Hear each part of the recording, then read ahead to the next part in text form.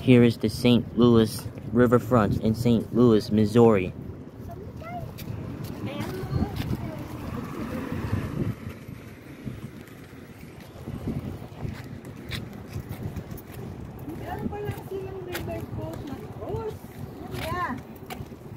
Ate? Ito yung inaano ko na hindi tayo doon pa tayo nag-park. Yeah, ito yung park.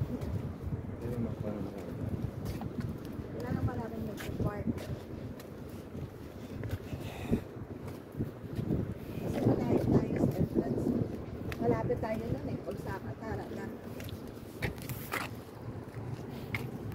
Yung ibang nakakapasok sila dito eh. I wonder why. And where? Amo man ng oras kita nag-abot diri ugtong tapat. Tangaling tapat. Maraming nakahambalang na ano. Nakahoy nung nag-ano siguro.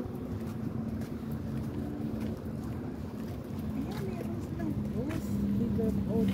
Yeah, may river boat. Saan sila kaya nagbabay? Helicopter tour din. May helicopter tour. Yun lang, mahirap-hirap ang ano dito. Pero kung nagdiretso ko na. Kasi noon alam ko, pag ano, umakit lang kami, andyan na.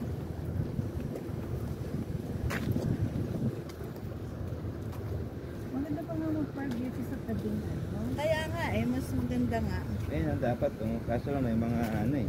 May mga kahoy. Naanod siguro yan. Yeah. Tayo may puti nga. Ayan o. Yan, ang naalala ko dito kami umakyat eh.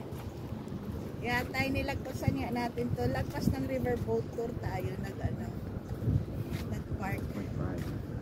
Pero ano ko ate, bakit may